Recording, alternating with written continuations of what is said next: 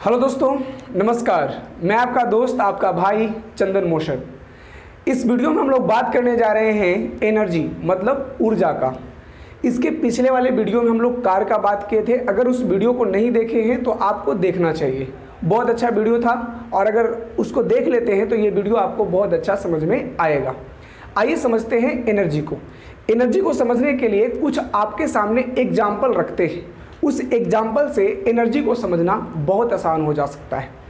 चलिए, आपका जो मोबाइल है, अगर उस मोबाइल को चार्ज कर देते हैं, ठीक है, आपका जो मोबाइल है उसको चार्ज कर देते हैं और चार्ज कर उसका हम उपयोग करते हैं, तो एक समय आता है जिस समय आपका मोबाइल जो है, आपका जो मोबाइल है वो क्या होता है, डाउन हो जाता है और काम करना बंद कर देता है। ध्यान रखना है, यहाँ पर एक बात आपसे हम पूछ सकते हैं कि बताइए आपके मोबाइल के अंदर क्या था, आपके मोबाइल के अंदर क्या था जिसके वजह से आपका मोबाइल काम कर रहा था। ठीक उसी प्रकार से कोई एक गाड़ी है और उस गाड़ी में 1 लीटर पेट्रोल डालें और हम घूमें, और घूमने के बाद एक समय आया कि वो गाड़ी बंद हो गया और वो गाड़ी चलना बंद कर दिया वो। अब जरा ये हमको बताइए कि उस गाड़ी के अंदर क्या था जो गाड़ी चल रहा था, मतलब गाड़ी काम कर रहा था, और उसमें क्या खत्म हो गया कि वो काम करना बंद कर दिया। आपके अंदर आंसर आ रहा होगा, आपके अंदर जरूर आंसर आ रहा होगा। जैसे मान लीजिए कि हम लोग क्या करते हैं, हम लोग दिन भर काम करते हैं और काम करने के बाद हम लोग शाम को कहते हैं आज तो हम थक गए, आज तो हम थक गए। तो बताइए कि आपके अंदर क्या था जिसके कारण आप काम कर रहे थे, और आपके अंदर क्या नहीं है जिसके कारण आप काम करने के लिए नहीं बोल रहे हैं। ठीक है, आप काम करने के लिए नहीं बोल रहे हैं। अब यहाँ पर एक सवाल और आपके सामने रखते हैं कि जो पंखा होता है, जो बल्ब होता है, वो बल्ब जो है वो चलता है, मतलब काम करता है। पंखा चलता है, बल्ब जलता है, हीटर काम करता है। ये सब क्यों काम कर रहा है, इसको क्या देते हैं या इसके अंदर क्या है जिसके वजह से काम करता है। तो आपके अंदर एक आंसर आया होगा कि वो एनर्जी है। क्या है? एनर्जी है। यानी कोई भी वस्तु के अंदर एनर्जी होता है तभी वो काम करता है। मान लीजिए हम अभी क्लास ले रहे हैं, हमारे अंदर एनर्जी है और हम अंततः क्या हो जाएंगे, थक जाएंगे, तो हम काम करना छोड़ देंगे और हमको भी एनर्जी की जरूरत पड़ेगा।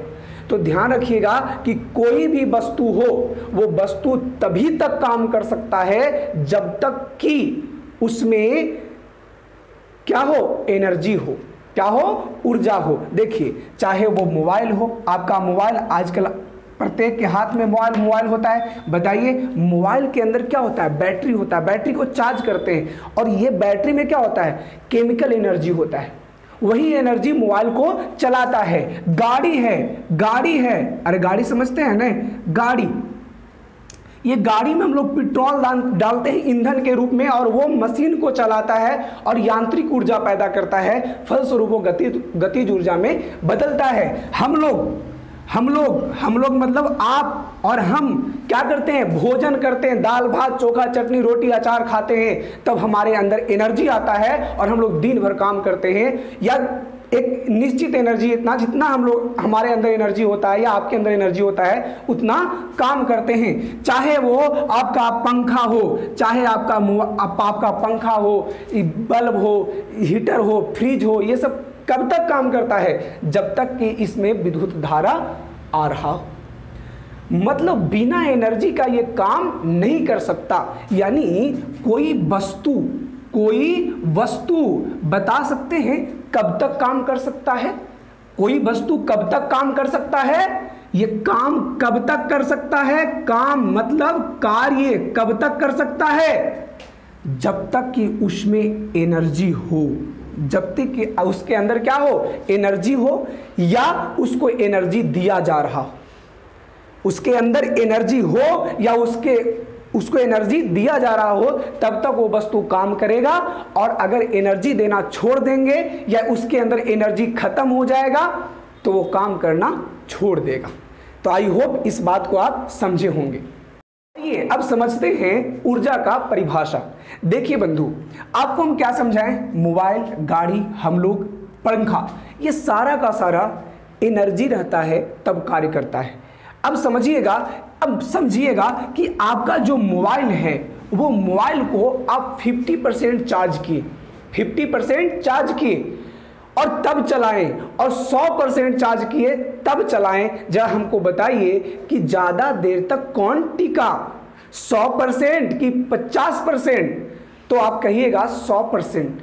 तो भैया कार्य करने का जो समय था, यानी कार्य करने का जो क्षमता था, वो किस में ज़्यादा था, 100% में कि 50% में? तो आप ऑफिशियली उत्तर दीजिएगा 100% में। कितना परसेंट में? 100% में। गाड़ी को 5 लीटर तेल देंगे और 10 लीटर तेल देंगे, तो जरा हमको ये बताइए कि 5 लीटर में ज़्यादा जाइएगा, मतलब 5 लीटर में ज़्यादा काम करेगा गाड़ी या 10 लीटर में? तो आप कहिएगा 10 लीटर में, क्योंकि उसके अंदर उतना देरी तक एनर्जी आएगा, और उसके अंदर उतना देरी तक एनर्जी आएगा तो उतना देरी तक काम करेगा। समझ में आ रहा है? मतलब 10 लीटर अगर देंगे तो उसमें कार्य करने की क्षमता ज़्यादा होगा। उसी प्रकार से हम लोग अगर मान लो कि सुबह हम लोग आधे पेट खाएंगे और किसी दिन फुल पेट खाएंगे, तो आधा पेट जिस दिन खाएंगे वहाँ पर हमारा ज़्यादा एनर्जी रहेगा कि जिस दिन हम लोग 100% यानी पूरा अच्छा से खाएंगे भर पेट, उस दिन ज़्यादा एनर्जी होगा। तो सीधा सा बात है कि जिस समय हम फुल पेट माने पूरा खाना खाएंगे उसमें हमको एनर्जी ज़्यादा होगा, और एनर्जी ज़्यादा होगा तो हमारे अंदर कार्य करने की क्षमता ज़्यादा होगा। तो आई होप आप समझ रहे होंगे कि कोई वस्तु के कार्य करने की जो क्षमता होता है ना, कोई वस्तु के कार्य करने की जो क्षमता होता है ना, वही होता है क्या? ऊर्जा।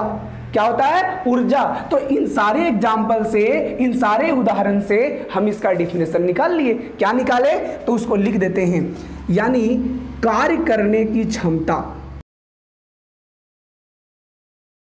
कार्य करने की क्षमता को क्या कहते हैं? ऊर्जा कहते हैं। तो बात समझ में आया? किसी वस्तु के कार्य करने की क्षमता को क्या कहेंगे? ऊर्जा कहते हैं। देखिए, कोई वस्तु अगर कार्य कर रहा है तो उसके अंदर एनर्जी है, ये आपको मानना है, और मानना ही नहीं, ये वास्तविकता है। अगर आप पढ़ रहे हैं इसका मतलब है कि आपके शरीर के अंदर एनर्जी है, तब पढ़ रहे हैं। आपके अंदर एनर्जी नहीं होता तो आपको खाना मांगते, या तो सोए हुए रहते, पड़े हुए रहते कि हमको अंदर एनर्जी ही नहीं है कि नहीं? तो ये सारा बात आपको समझ में आ रहा होगा।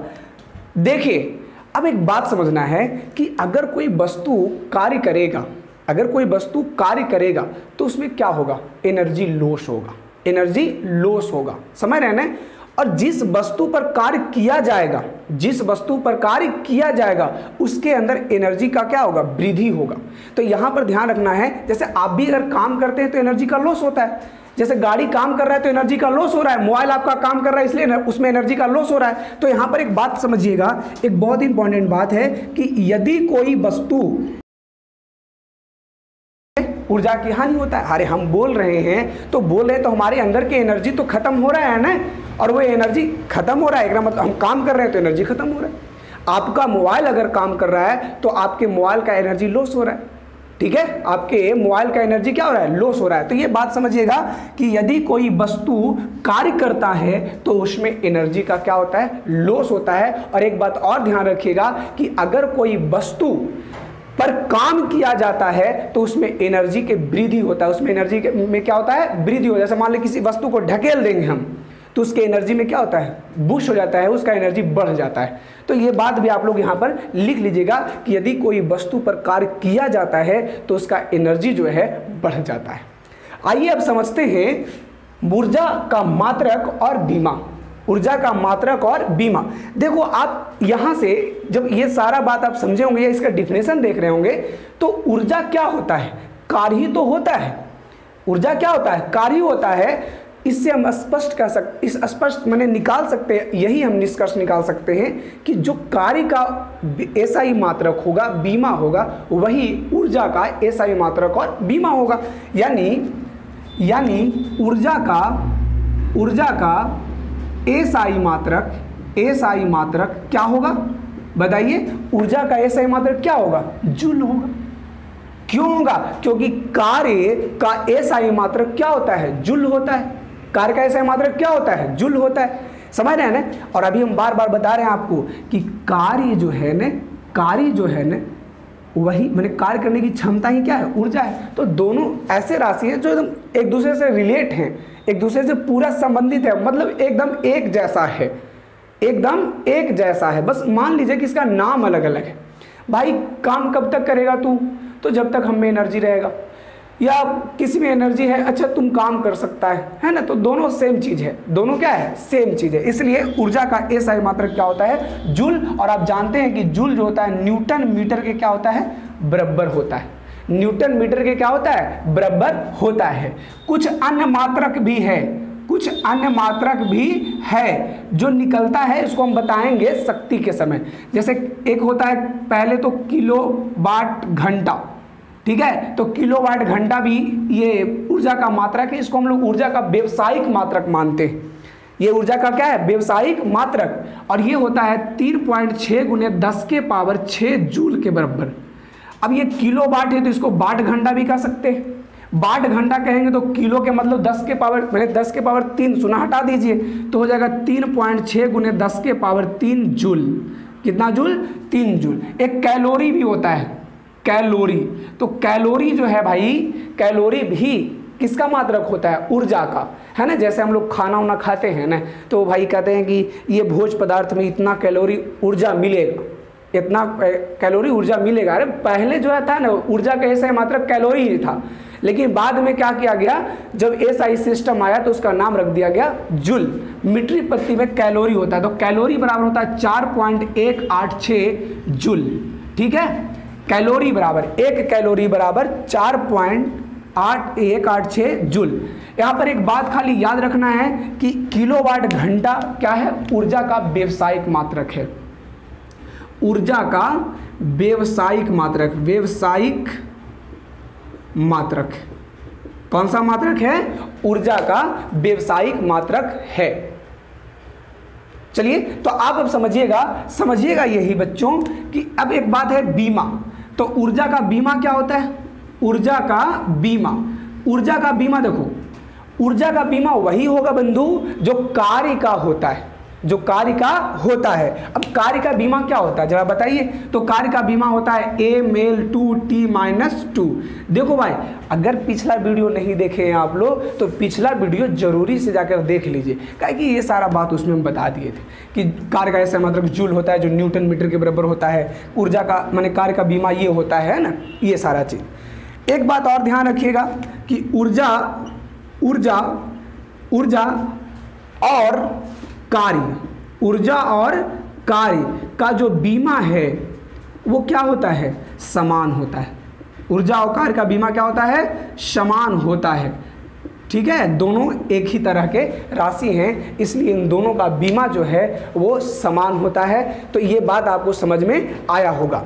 एक बात और समझिएगा जो यहाँ पर हम लिख देते हैं कि ऊर्जा जो है, जैसे ऊर्जा, कार्य कौन सा राशि है? वेक्टर है कि स्केलर है? ये बात हम पिछला वीडियो में बताए हैं कि जो कार्य है वो कौन सा राशि है? वो अदिश राशि है। इसलिए ऊर्जा भी एक कौन सा राशि है? अदिश राशि है। इसलिए अदिश राशि है क्योंकि इसके पास डायरेक्शन का कोई मतलब नहीं। भैया हमारे अंदर एनर्जी है तो कौन इसमें डायरेक्शन का जरूरत है? नहीं है। आपके अंदर एनर्जी है या कोई गाड़ी के अंदर एनर्जी है तो एनर्जी का डायरेक्शन से कोई मतलब ही नहीं होता है। इसलिए हम इस राशि को कहते हैं कि ये कौन सा राशि है? अदिश राशि है। कौन सा राशि है? अदिश राशि है।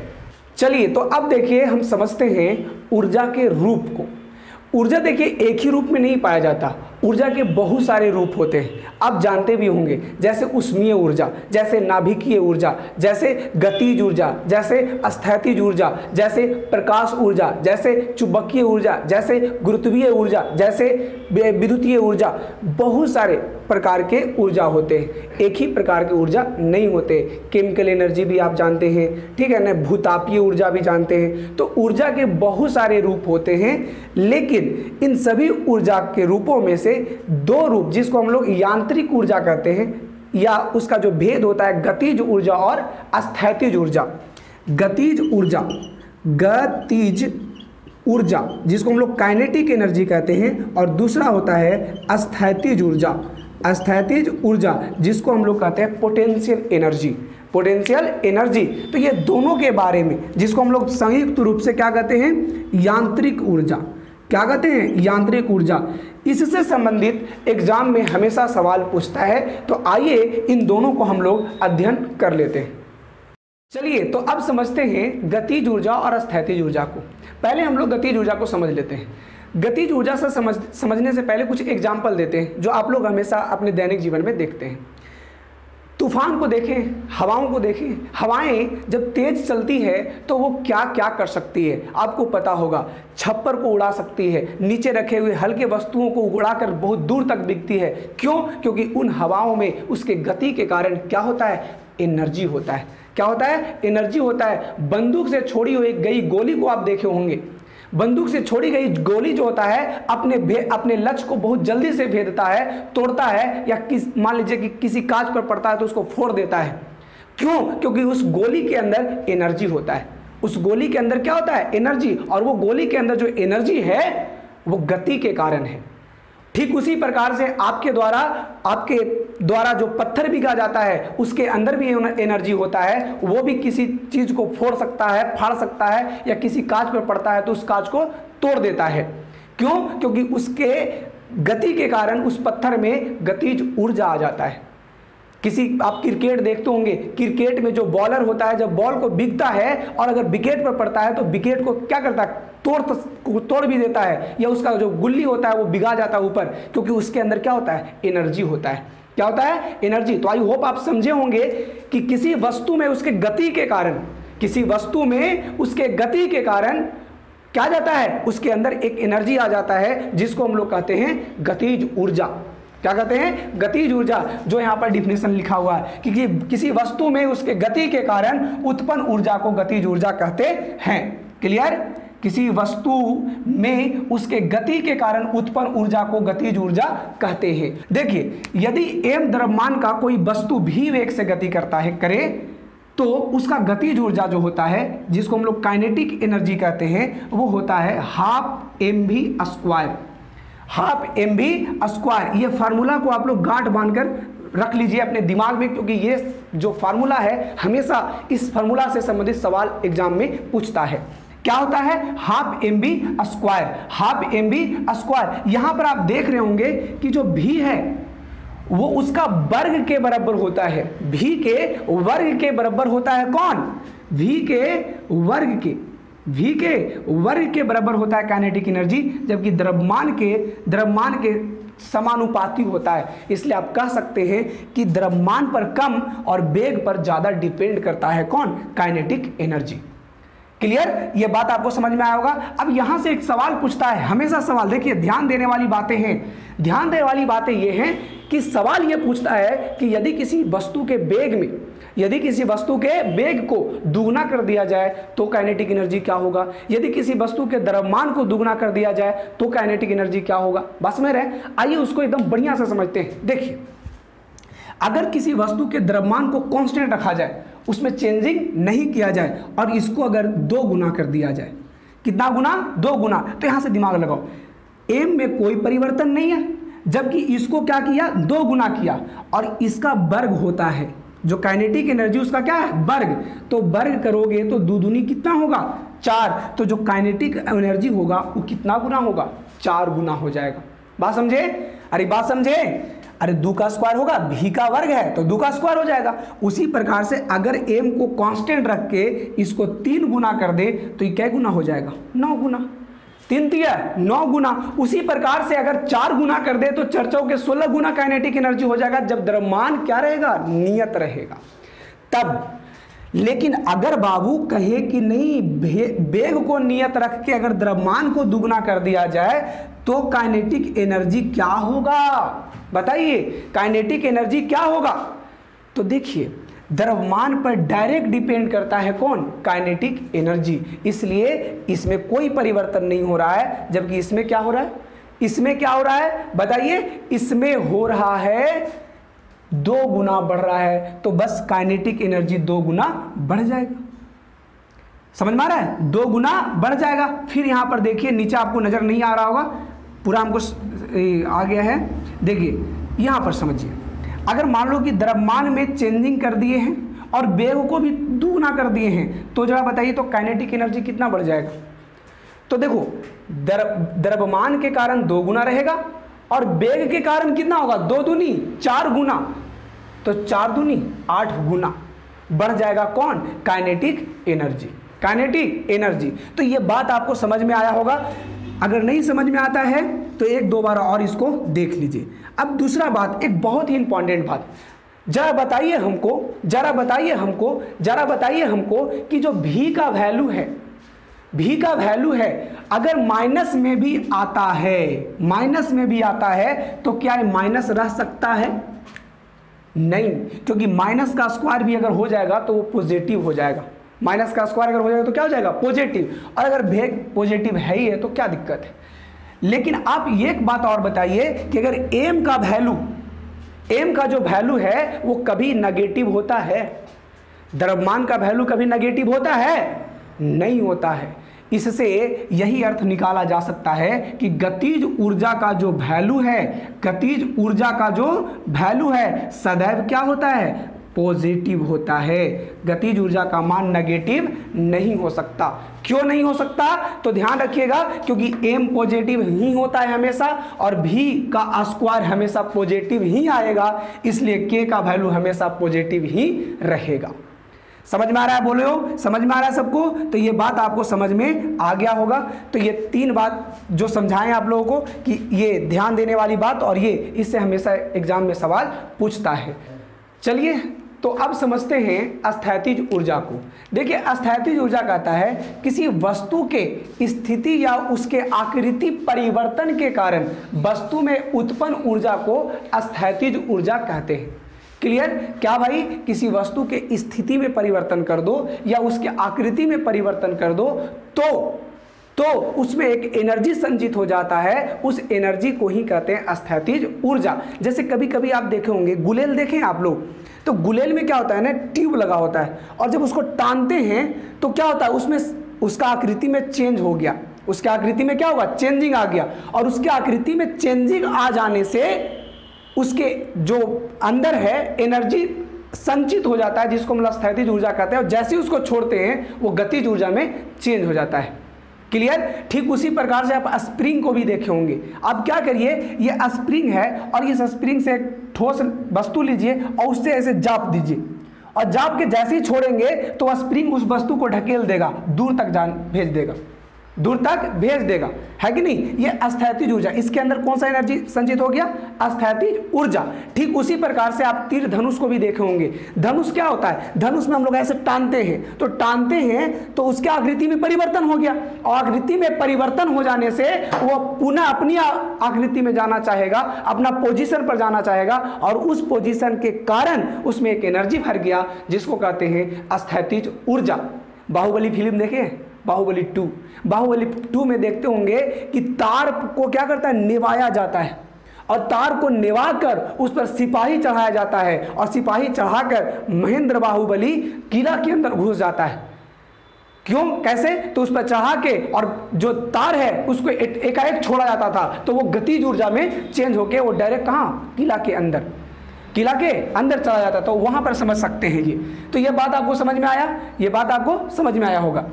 देखिए इससे संबंधित जो सवाल आता है वो गुरुत्वीय अस्थैतिज ऊर्जा से आता है। गुरुत्वीय अस्थैतिज ऊर्जा से आप कोई भी वस्तु को जब पृथ्वी पर से उठाते हैं तो वो वस्तु पृथ्वी पर ही जाना चाहता है। क्लियर? वो उसका जो मानक स्थिति है वो पृथ्वी है, वो पृथ्वी से दूर जाना नहीं चाहता। जैसे मान लीजिए कि एक कोई वस्तु है जिसको आप उठाते हैं, अगर उठाने के बाद वो वस्तु कहाँ जाना चाहेगा, पृथ्वी पर। आप सोच लो कि एक 5 किलो का एक ठोस गोला है, उसको आप पृथ्वी से 2 फीट पर उठाए हैं, ठीक है, और नीचे एक ईटा रख दी। अब उसको छोड़ेंगे तो ईटा को तोड़ देगा, क्यों? क्योंकि उसके अंदर एनर्जी आ गया। उसके अंदर क्या आ गया? एनर्जी। समझ रहे हैं ना? क्योंकि देखो गुरुत्वाकर्षण बल नीचे से टानते रहता है वस्तु को, तो टानते रहता है तो जो बाह्य कारक है वो क्या करता है? उस वस्तु को गुरुत्वीय बल के विरुद्ध काम करके ऊपर लाता है, तो उसके अंदर एनर्जी भर जाता है। अरे भैया देखो, तुम दिमाग लगाओ, जैसे आप पहाड़ पर चढ़ते हैं, तो पहाड़ पर चढ़ते हैं तो गुरुत्वीय बल के विरुद्ध आपको काम करना पड़ता है। आप कहते हैं आप पूरा ऐसे करके चढ़ते हैं। अब सोचो कि अगर आपका पैर मिस्टेक से थोड़ा सा घसक जाए तो आप कहाँ आते हैं? नीचे आ जाते हैं। कहाँ आते हैं? एकदम मानक स्थिति में आ जाते हैं, तभी आप रुकते हैं, नहीं तो रुकने वाले नहीं होते। तो उसी प्रकार से जब कोई वस्तु को हम ऊपर उठाते हैं तो उसमें एनर्जी संचित हो जाता है। हम ईटा वाला तो उदाहरण देवे नहीं किए। ईटा, अब देखो 2 फीट पर से उठाए तो ईटा टूटेगा, और अगर 5 फीट उठा दिए हम, 5 किलो के ठोस धातु वाला कोई गोला है उसको, और नीचे ईटा उसको ऊपर गिरा दिए ना, तो ईटवा चकनाचूर हो जाएगा, चकनाचूर हो जाएगा, कि उसको उसके अंदर एनर्जी बहुत ज़्यादा था। और अगर वो 10 फीट से उठावे ना तो उसके अंदर और एनर्जी होगा। समझ रहे हैं कि नहीं? वो मान लो बहुत ऊंचाई पर से अगर बिगे तो छत्ता को भी तोड़ देगा। समझे कि नहीं? जितना दूर ले जाएंगे उसमें उतना ही एनर्जी भर जाता है। देखो गुरुत्वीय स्थैतिज ऊर्जा को हम लोग U से सूचित करते हैं, और U बराबर जो होता है वो mgh होता है। क्या होता है? mgh, यानी जो गुरुत्वीय स्थैतिज ऊर्जा है उसका फार्मूला mgh होता है, जहां पर m द्रव्यमान है, m क्या है? द्रव्यमान है, g क्या है? गुरुत्वीय त्वरण है, गुरुत्वीय त्वरण है, और जो gh है वो क्या है भाई? ऊंचाई है। अब मान लीजिए कि आप ही से हम पूछते हैं कि बताइए कि ये H1 है और ये H2 है। आपको पता चल रहा होगा कि H2 जो है H1 से ज़्यादा है, तो बताइए कौन सा में गुरुत्वीय स्थैतिज ऊर्जा ज़्यादा होगा? A और B में? आप कहिएगा B में, क्योंकि वो ज़्यादा ऊंचाई पर है, और ज़्यादा ऊंचाई पर है तो अपन मानक स्थिति में आने के लिए ज़्यादा उतावला रहेगा। ठीक है, तो वो अपना आ जाएगा, इसलिए उसमें ज़्यादा स्थैतिज ऊर्जा है। अब यहाँ पर एक बात समझिएगा जो बहुत इंपॉर्टेंट है कि U का मान मतलब स्थैतिज ऊर्जा का मान हमेशा यदि पॉजिटिव और नेगेटिव हो सकता है, पॉजिटिव और नेगेटिव हो सकता है। समझे? तो आई होप ये पूरा समझ में आया हुआ वीडियो कि गतिज ऊर्जा क्या होता है और स्थैतिज ऊर्जा क्या होता है। चलिए तो इस वीडियो को हम यहीं पर समाप्त करते हैं, मिलते हैं अगले वीडियो में। उस वीडियो में हम लोग बात करेंगे ऊर्जा संरक्षण सिद्धांत और शक्ति के बारे में।